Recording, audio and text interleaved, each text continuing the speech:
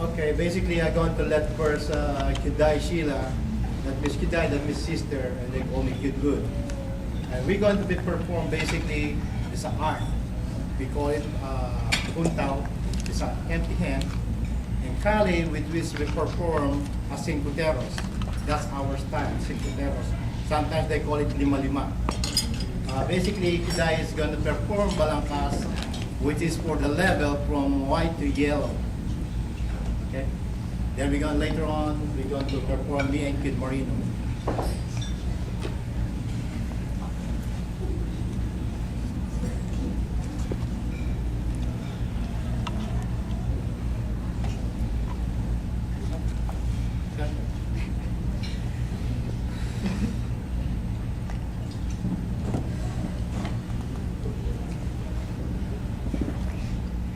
Balangkas! Side!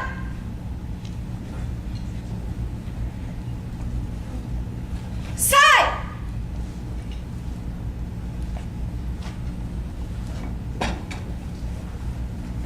Side! Side! Side!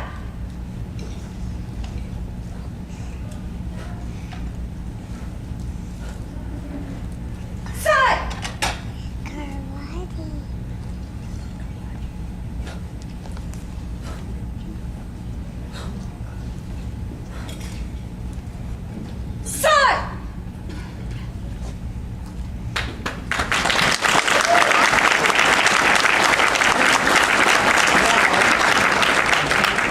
And now, for every form that we have, basically we have a striking. Like Kidai Sheila did perform as a form. That form, there's supposed to be a striker. And we're going to do is basically, we're going to be performed with Kidai. She's going to do the form, and I'll be the one striker.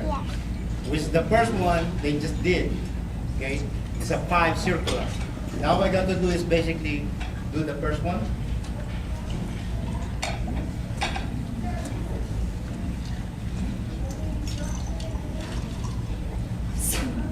Okay, thank you. Okay, here's the striker there. That's the form that he did. When you go to do the form, you need to visualize. Basically, he's showing that somebody attacking you. That's what you're doing. Now, I'm the striker. Form. See! Say it! Okay, that's the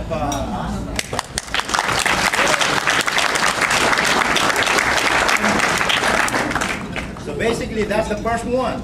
That's it's 5. Okay. The second one is going to show is basically number 2 o pangalawa. We call it dalawa. Number 2. 4.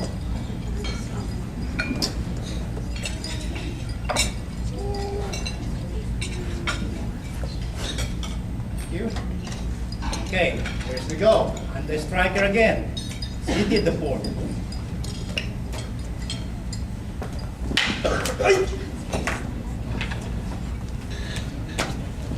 See? Basically, what happened there?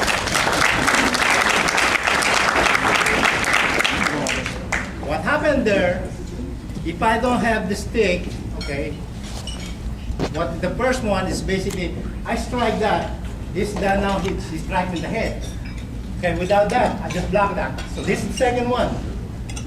Okay. Now, what he did here, basically, he grabbed me, he strike me here. But what I can do, I block that. Then, okay. Then I strike the head, then the feet. So basically, without this, he strike me already in the groin. Okay? Which is the heart.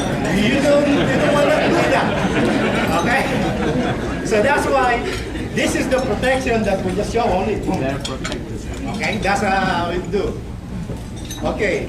And the third one, what he did is basically the number 3. Okay, there you go. Number 3. I'm the striker again. Okay.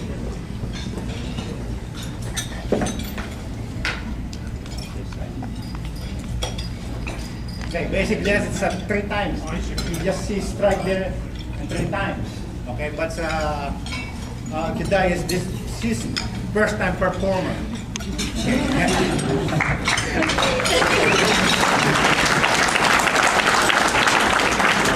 And, basically, when Kiday asking us to perform here, and I said, okay, we're going to be there. We are already here at 9 o'clock. And she's not here yet. She's still in the hospital. I said, we're just driving around. We're looking for this Bayside building here.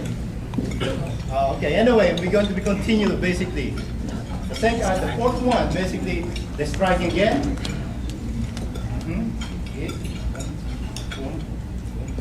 Okay, still there. Okay. Stop. Okay. Stop. He strike me here. So that's blocking again. Okay. So the last one is basically the number 5. Okay, this they call thrust. Every thrust. One. Strike from here. Okay. Strike the stomach. Strike the throat. And the last one is basically the okay. So this is the 5 thrusts, and each one there's a block. The first one is basically to the stomach. The first block. Okay. Second block is the head. Okay. Third, this one. Okay. Now because he's going to strike me in the throat. Third. Okay. Third. She almost got me there, but she's just trying to. Okay. And the last one is basically on the head. Okay, basically just the block there. Okay. Thank you.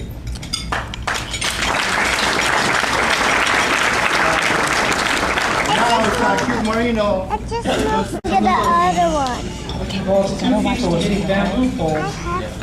The dancers step over and in between the poles. The dance originated from the Sayan Islands, in central Philippines, as an imitation of the tickling bird dodging bamboo traps set by rice farmers. The dance will be performed by Dr. Kuzan, Ron Texan, Ed Taylor, Isabel Holmes, Shona Garland, Joel Jimenez, Sheridan Moon, Eric San Pedro, and Miss Lynn Coyton. Look, it's not broken anymore. Watch that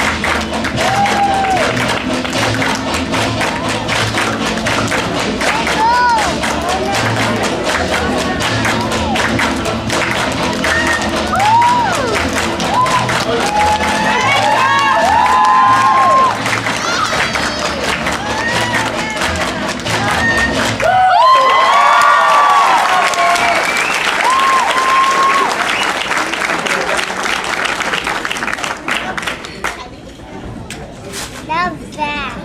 Aaron, si Uncle and Daddy. Uncle and Thank you guys.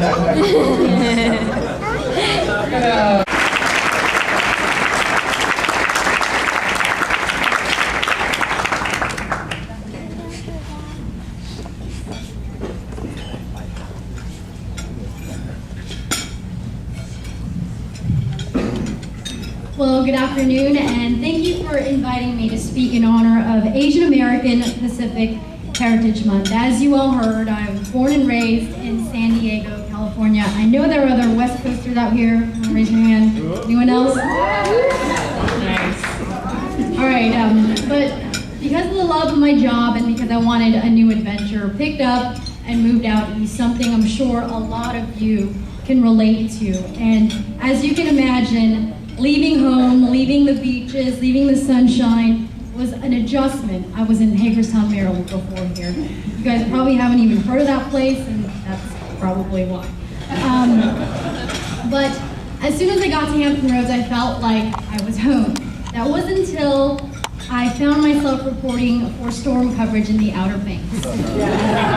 Dealing with the rain, the wind, and all sorts of debris flying around. I'm sure you've all seen it. The goofy reporter outside, telling you to stay inside and hanging on for dear life.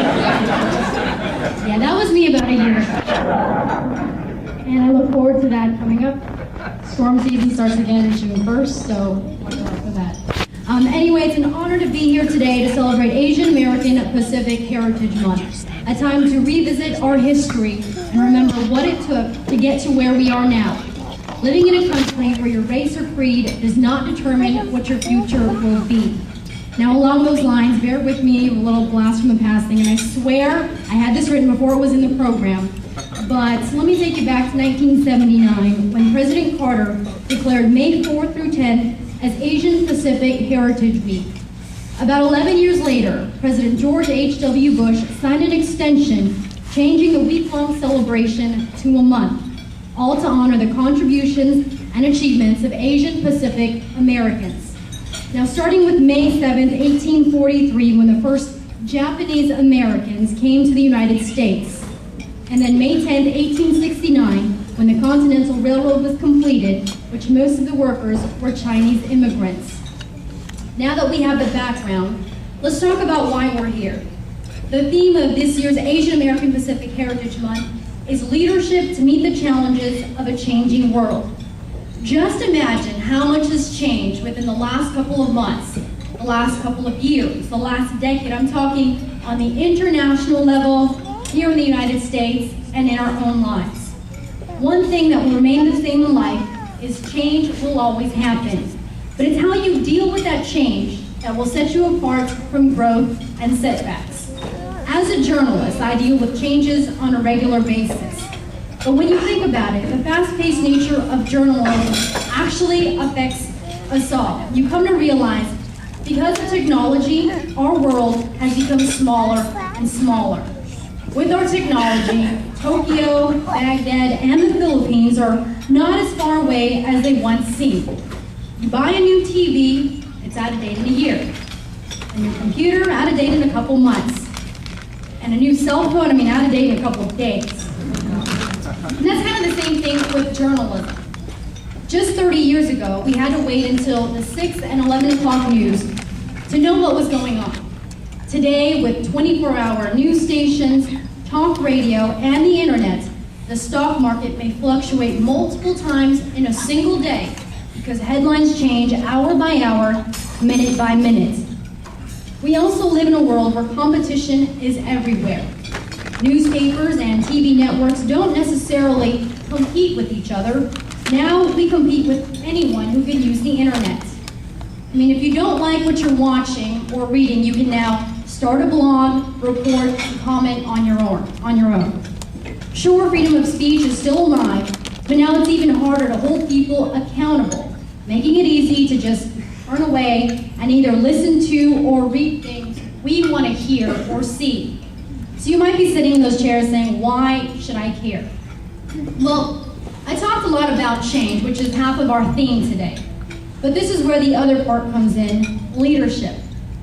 From my perspective, journalists like myself must make sure that we are not affected by the partisan passions of the day, but instead seek out both sides of the story and report the facts, whether that's at the local, national, or international level.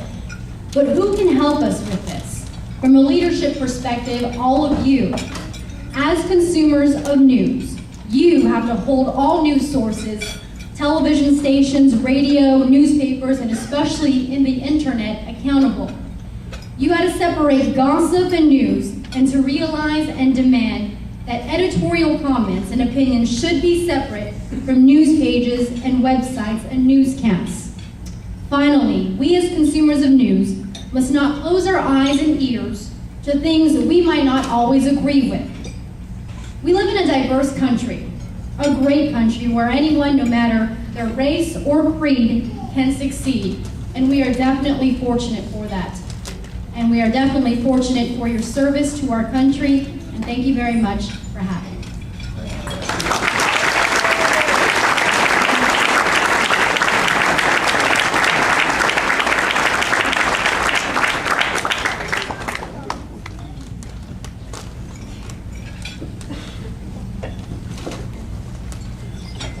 Thank you, Mr. Marie Cornell, for those inspiring words.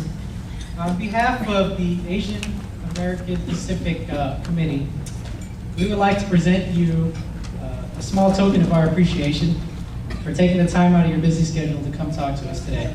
So if you don't mind coming up, sir, you can escort her up. Sure.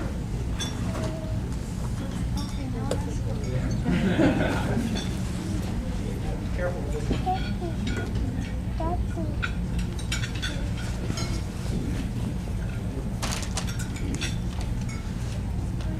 This is to Marie Cornell. Thanks for your support for the Asian Pacific American Heritage community. First fighter wing, of course, the first fighter wing. Langley Air Force Base. Thank you so much.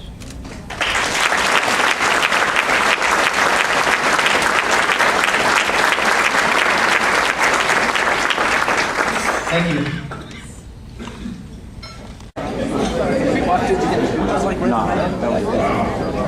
I would now like to invite the first fighter wing commander, Colonel Matthew Malloy, to say a few words.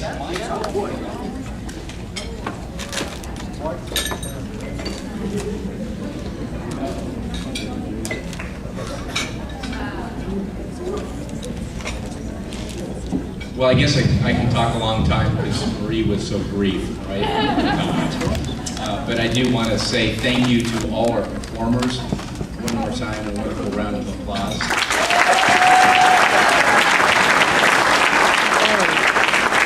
I now have a new appreciation and respect for old men with canes. I was on the other side of the street. I did not know what canes could be.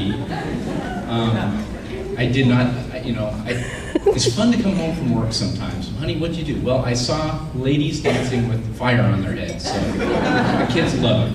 It's what a day in the life of the first fighter wing. We're just so blessed that we get to do these things and celebrate these things. And as I was sitting there, I was thinking to myself something from Tocqueville, which is a very simple statement, that is, America is great because America multicultural heritage that gives America, I think, really a unique advantage over everyone else. It's a leveraging point because we get to see things from so many different perspectives through the eyes of our culture and through our heritage. And that's such a rich and unique look at the world. It gives us, we see a world in 3 dimensions where others cannot. And we leverage that strength each and every day, and we leverage it right here in the first fighter wing and in our military. So I hope you take away the idea that celebrating our diverse heritage is not intended to be a diversifying point for America. It really is a unifying point for us. And that diversity of our American fabric really, when you think about it, makes that American quilt rich in color and in artistic design, and that's just how God wanted it to be. And I was thinking that when I heard the national anthem, you could hear our culture and our heritage coming out in the voice of Ms. Robinson today. And it just makes me so proud.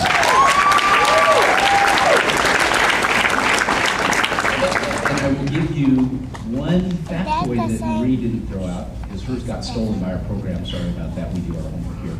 But do you know, take a guess on this one. And I'll give you a parking spot, the installation commander parking spot at the BX. There will be for a week. How's that? I'll ask you this question. What is the number one predictor of academic success here in America? Education. It could be anything. It could be wealth. It could be where you grew up. I'll take three more before I keep my parking spot. Or here. Parents are married. You're getting out of something. I'll take one over here. Ethnicity. Ethnicity. Okay, I'm going to stop right there. That's close enough. She'll take my spot. Woo! Friday, we were stopping early. And if anybody tells you, say the wing commander. No, I'm not giving up my gym spot, but you got the number one predictor of academic success is being Asian. And that is not meant to be some kind of a racial statement, but it is a cultural statement.